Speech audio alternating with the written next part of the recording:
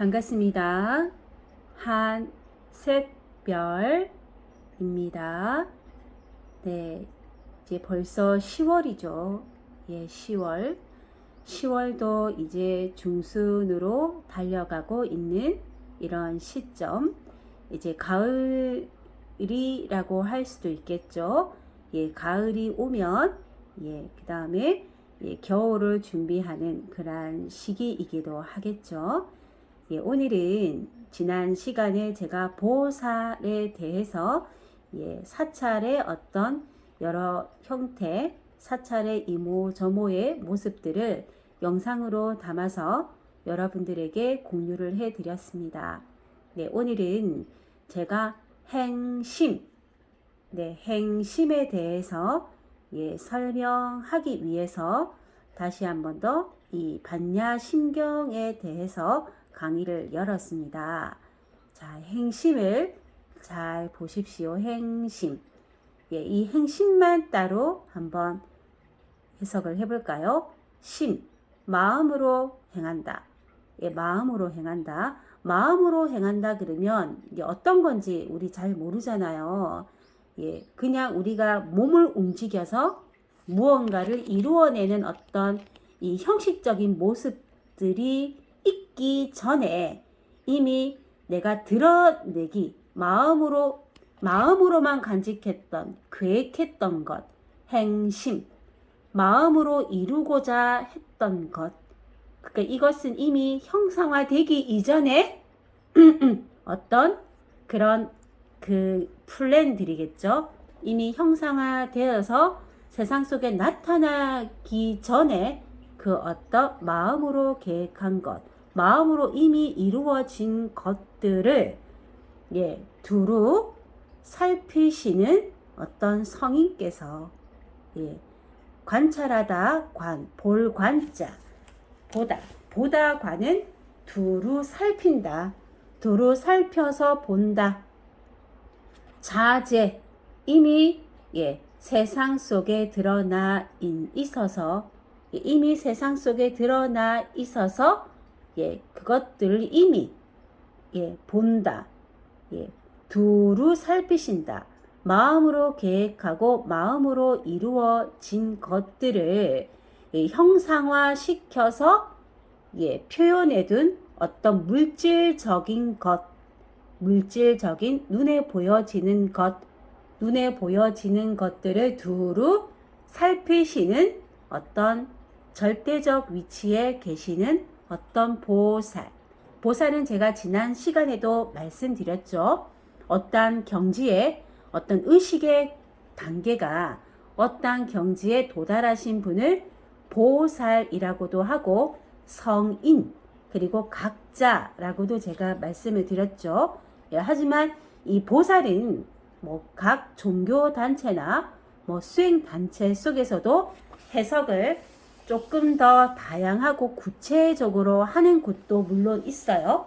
이 보살을 12단계로 나누어서 설명하는 종교도 있고, 아니면 이 보살을 어떤 단계도 나누지 않고 하나의 어떤 절대적 어떤 위치에 계시는 어떤 한 점으로 해석을 할 수도 있겠죠. 하지만 우리는 세상 속에서 통용되고 그냥 쉽게 그냥 상식적으로 받아들일 수 있는 개념과 관점으로 보살을 한번 살펴보자고 제가 지난 시간에 언뜻 말씀을 드렸죠. 그러면 쉽게 생각하면은 불교계에서는 부처님이다. 그리고 보살이다. 아라한이다. 벽지불이다. 영각스이다. 아니면은 보살이라고 부르기 이전에 이제 행자다. 이러한 분들을 통칭해서 보살이라고 부를 수도 있고, 또 기독교적인 신교적인 관점에서 보면은 예수님이다. 크리스찬, 예수 그리스도다. 그리고 성모 마리아다. 이렇게 해석을 할 수도 있고, 아니면은 또 제가 뭐 이 세상 속에 종교적인 관념의 관점에서 계신 분들이 아닌 일반적으로 사회 속에서 어떠한 의식의 경계를 이룬 뭐 간디라고 하는 마호메트나 간디나 그리고 여러 어떤 수행자들 크리슈나라든지 이런 수행자들의 들 수가 있겠죠. 뭐 이슬람교에 있는 유명한 마호메트나 간디 그리고 뭐 독립운동가 간디 그리고 이렇게 그리고 종교적으로는 부처나 예수 그리스도 이렇게 관점을 이렇게 달리해서 볼 수도 있겠죠. 뭐 우리나라에는 그러한 어떤 각자의 경지를 이루신 종교계에 계시는 분들 중 이름을 날리신 분들이 몇몇 있으시죠. 예, 그거는 각자가 가진 어떤 뭐 생각들이 다 다양하고 편차가 있으므로 그러한 어떤 명칭을 호칭을 하지 않도록 하도록 하겠습니다. 그래서 지금 관자재 보살 행심 마음으로 이루는 어떤 마음으로 이루어진 것 마음으로 이미 이루어진 것이라고 해석을 하면은 마음으로 이미 계획했던 거를 현상으로 드러내어서 이미 이 세상 속에서 구현을 했다라고 표현을 할 수도 있고 아니면 이 행심을 마음으로 계획하던 것 마음으로 계획하던 것이 이미 형상으로 드러나지 않고 이미 그냥 무의식적 보이지 않게끔 가지고 있는 그러한 것으로도 해석을 할 수가 있는데 이 해석 행심은 이미 이 세상 속에 드러내어서 형상화하고 구현하고 발현시켜 것들을 두루 살피시는 두루 살핀다 관자재 이미 자유롭게 두루 살피시는 어떠한 성인께서 보살 어떠한 절대적 위치에 있는 보살 모든 것을 주관하고 또 규율과 질서를 잡고 그 다음에 어떤 형태화시키는 것을 할 수 있는 주체자 보살 그렇게 해석을 하면은 이 보살은 어떤 의식의 단계에 있는지 이 보살이 하는 역할이 무엇인지 우리는 살펴보자라고 했습니다.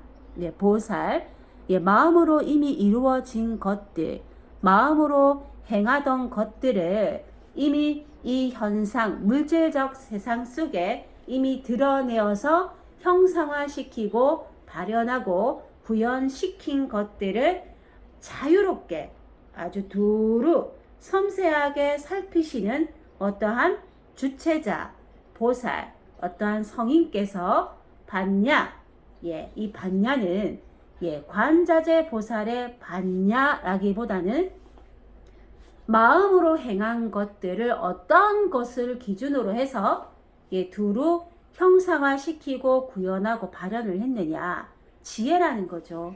어떠한 지혜? 반야라고 하는 지혜인데 반야라고 하는 겁니다. 반야.